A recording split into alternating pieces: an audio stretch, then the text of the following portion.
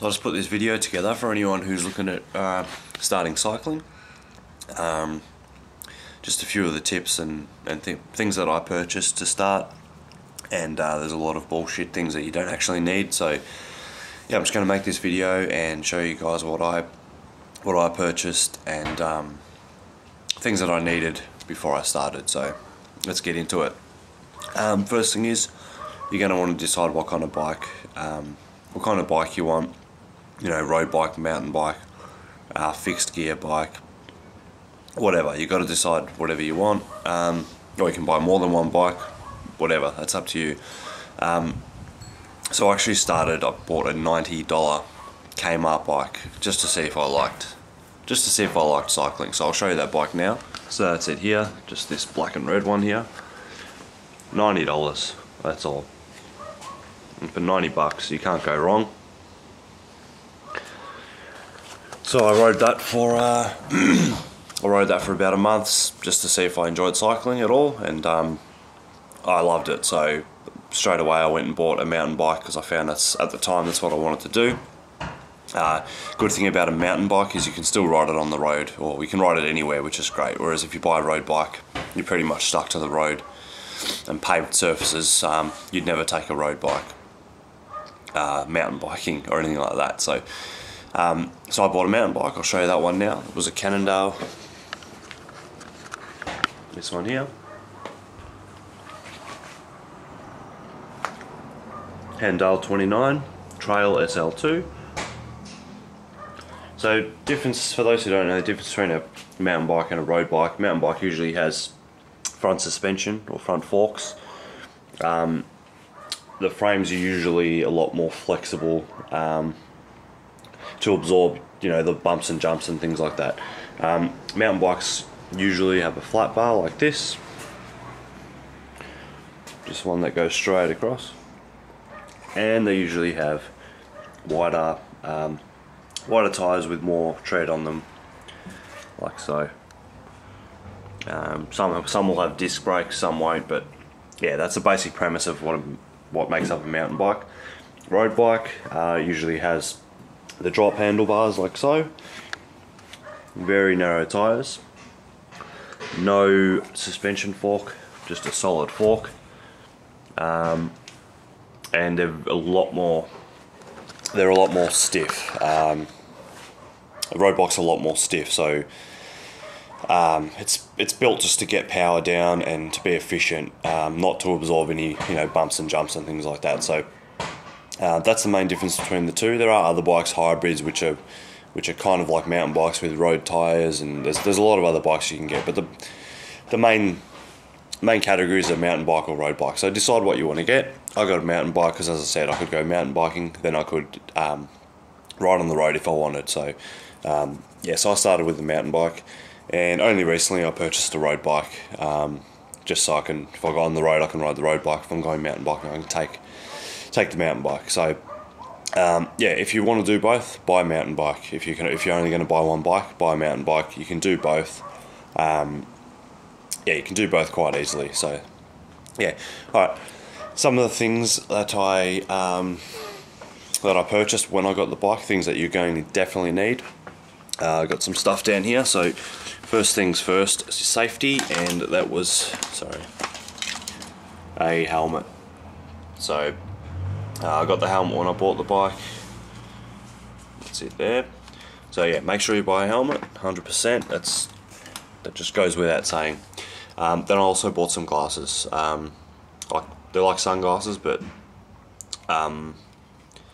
yeah, similar to sunglasses. So they protect your eyes from, you know, dirt, dust, bugs, things like that. And also, if it's really glary, they help you to see. So that's another good thing to buy. Gloves, especially for mountain biking and especially in cold weather. So it's not something you 100% need, but they do help a lot, especially if it's, yeah, freezing cold. Lights, if you're going to ride at night, I suggest that you definitely get some lights, a flashing rear light and a headlight. But even if you don't plan on riding at night, I still suggest you get them, because you might get stuck somewhere for longer than you anticipated or anything like that. So it's always good to have some lights have some lights on your bike at all times, just in case. So I'll show you the lights that I've got here. Just one there, that's my rear flasher, and that's my front headlight there. So you don't have to leave them on the bike all the time, but if you're racing or something, then I'd say, you know, you don't need them on the bike, but for general purpose use, probably just leave them on the bike, because as I said, if you get stuck somewhere, or you know, you don't come home when you thought you would, or whatever, you might be coming home in the dark, and yeah, you're going to want some lights, and you're going to want to be seen by motorists, and you're going to want to see where you're going as well. So there's usually two types of lights. One of them is to be seen, and one of them is to see. So the lights on the bike now that you just saw, they are definitely to be seen by motorists, but the front one usually puts off enough light for me to see quite a bit. The other light I also have is what I purchased for mountain biking. I've done a review on this. It's the Exposure Diablo Mark V, I think it is. It's a very, very bright light, and I wear that on my helmet, usually for nighttime mountain biking. It's too bright for the road unless you're somewhere secluded, so just keep that one in mind as well. Something, yeah, a bright light like this, something you don't need unless you're planning on doing some night rides, somewhere where it's really dark, like, you know, the trails or whatever. Now clothing, the only thing I bought when I started was just some padded shorts. So there's padding inside the shorts, so they're like Lycra, well, they are Lycra, and there's padding inside.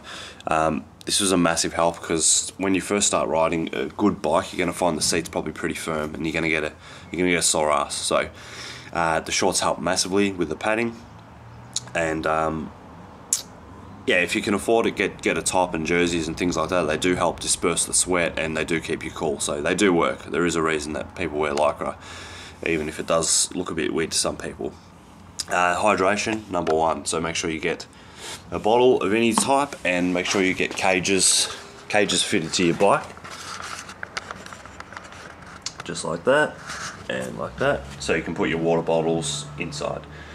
So some other things that I highly recommend you get are a pump, so to pump your tyres in an emergency.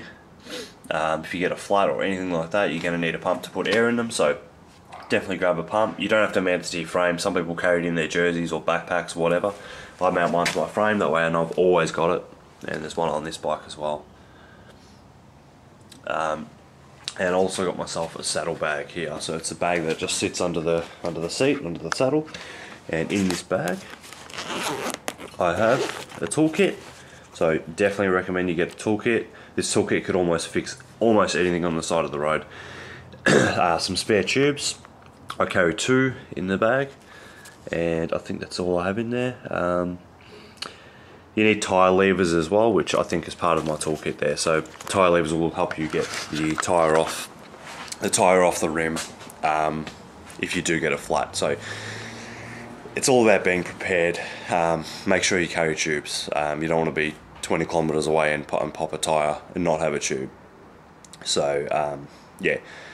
What else have we got? You know, if you're into mountain biking, then maybe grab a Camelback, which is a backpack that usually has a water bladder in it, and you can store some stuff in there.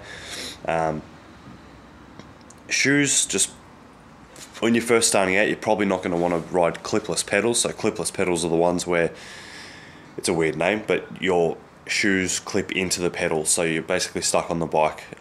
You can get out obviously, but when you're first starting out cycling, I would say just start on flat pedals like these, just like that, because they're a lot safer for a beginner, for sure. So get used to the bike. Once you're used to the bike, then maybe step up and get some clipless pedals, and clipless pedals look like these.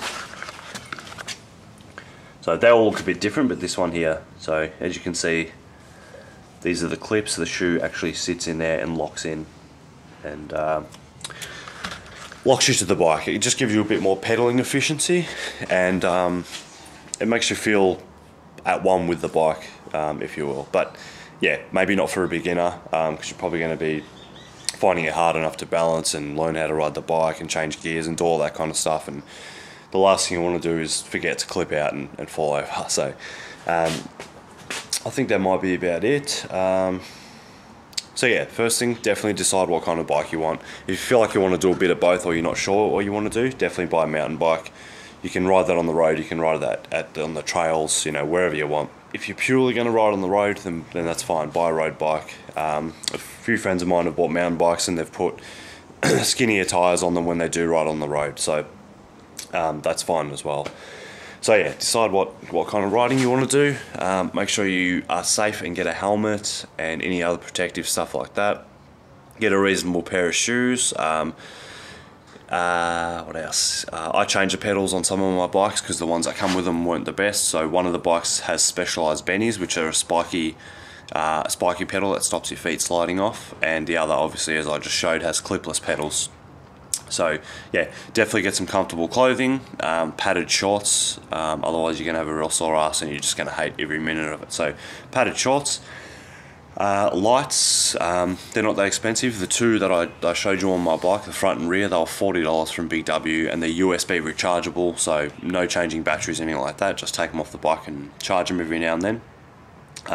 Another thing I really highly recommend that you get is a Garmin, a GPS, and it comes with a sensor, so it tells you what speed you're doing, tells you all the important stuff, and when you get home you can upload the data onto what I use, which is Strava, and that will tell you where you went via, like, show you a map of where you've been, how fast you were going in the sections, all that stuff. So it's a great training tool, so I highly recommend you get a Garmin or some sort of GPS and sensors for your bike and get on Strava. If you don't know what Strava is, I've got a video, just check out my channel. There's a video, I think it's called What is Strava and Should I Use It? So definitely check that video out. What else? If you don't want to spend massive amounts of money up front, just buy a real cheap bike just to see if you like it. And as I said, I bought that bike that I showed you earlier for $90 from Kmart just to see if I enjoyed riding in general. And as I said, within a month I'd purchased the mountain bike because yeah, I found that I really did enjoy it. Let me just see if I've forgotten anything else. So yeah, gloves if you're riding in cold weather. Just dress appropriately. You know, if it's cold, you wouldn't wear a jacket. Like, you'd wear maybe a long sleeve, but you wouldn't wear a massive jacket because you're going to get warm pretty quickly on the bike. So dress accordingly, and that is something you'll learn, but it might take some time to learn. You know, if it's this weather, I'll wear this. You know, knowing that you're going to get warm and stuff like that. So I don't think I've forgotten anything. If you ride on the road, make sure your bike's legal as well. So here in Australia, or at least in Victoria, you have to have reflectors on your bike and a bell. So I have them on my bike. Some people think it's gay or whatever, but you know, I'd rather be safe and legal. So yeah, definitely carry spares, you know, spare tubes. Get a saddlebag. A lot of people don't like them, whatever. If you want to carry them in your back pocket of your jersey or a backpack, that's fine. I prefer to have them on the bike at all times, so I know I've never forgotten them. Make sure you have a pump. Otherwise, you pop a tire, your tubes are useless without a pump. So get a pump, tubes, toolkit, definitely. There's been many times where I've used the stuff in my saddlebag. So I've popped a tube or I've had to tighten something up. So don't even take the risk and go out without it. The stuff isn't, you know, it's not that expensive. Yeah, so when you buy a bike, just set yourself up with all those things. Try not to get scammed. There's a lot of shit they'll try and sell you that you don't need. They're always going to try and sell you a better bike or whatever, but just go in there with a budget. When I bought my bike, I went in there with a budget, but everyone knows how budgets work. I ended up spending $500 more, but I really like the bike. I still do, so I don't regret that at all. Yeah, so make sure that you get your bike fitted to you when you buy it. That is the most important thing I can stress to you. So at least the frame size, make sure that is perfect. Get the shop to measure you up properly, because other things can be changed. You can get shorter stems or handlebars, or you can lower your seat, whatever, but the frame can't be changed. So make sure you get measured up and you buy the right size bike, because there's nothing more annoying than riding the wrong size bike. So yeah, once you are measured up, I would recommend that you get a proper bike fit. I usually fit myself up on my bike, so I kind of know what I'm doing. I might actually do a basic bike fit video soon. When you do get fitted up, make sure you go around and just mark, mark the seat post height and where the handlebars are and all that stuff. Mark it with some sort of pen, maybe whiteout pen, just so you know if anything slips, you can put it back to where it was. So I haven't actually done that yet, but it's something I've only just fitted up the road bike recently, because I only just put the clipless pedals on, and when I put them on, pretty much everything changed. I've also changed the stem on that bike too, so all the measurements have changed. So yeah, definitely mark your position on your bike, because yeah, if anything slips, you'll know exactly where you were. As I said, bike fit, number one. If you're not comfortable, you're going to hate it. You're not going to be powerful, you're not going to be efficient. So bike fit, yeah, definitely number one. I think I've covered everything. If you've got any questions whatsoever about buying a new bike, or what bike you should buy, just let me know in the comments below. I'll answer as best I can. And as I said, start off with, if you're not sure if you're into it, you don't have the money, just start off with, just go to, local department store. If they sell bikes there, just start off with something really cheap. Just to see if you like it. And for $90, the bike actually wasn't that bad. I had trouble shifting gears every now and then, and it was too small for me, but at least I got to see if I enjoyed riding in general. I mean, I'd ridden many times before, but I just wanted to see if I could get back into it, and yeah, I actually absolutely loved it. So as I said, I went and bought the mountain bike, and more recently the road bike. So it's definitely an awesome, enjoyable sport. It's a good way to keep fit, get active, get out there and see the world. So yeah, definitely something I'm really, really glad I did. Anyway, so as I said, any questions whatsoever about starting out and what you might need, or someone's told you need something and you just want to check with me, if you do need it, just let me know in the comments below. Answer as best I can, and I think that's about all. So thanks for watching. Please like, comment and subscribe, and I'll see you soon. So just before I completely end the video, I'll just show you show you my Garmin. That's it there. So that's the GPS device. It tells you how fast you're going. Your cadence, as in how many times your pedals spin per minute, elevation. It tells you everything. So it's a great training tool. It's a great way to see where you've been, how many kilometers you've done, and all that stuff. So they're not the cheapest things, but it's something I'd highly recommend. It's like one of the first things I bought. So yeah, another thing is there's certain things you're going to want to buy for maintenance. So this here, that's just a chain lubricant. So make sure that you keep your bike, keep your bike maintained. So clean the chain and clean all the gears and things like that, and cables, and make sure they're all lubricated back up. So most bikes you buy, you'll probably get a free servicing sometimes. I know the Bicycle Superstore gives you a year of free servicing if you buy a bike from them. So you'll probably be fine in that aspect. Yeah, that's about it. Thanks again. Thanks for watching.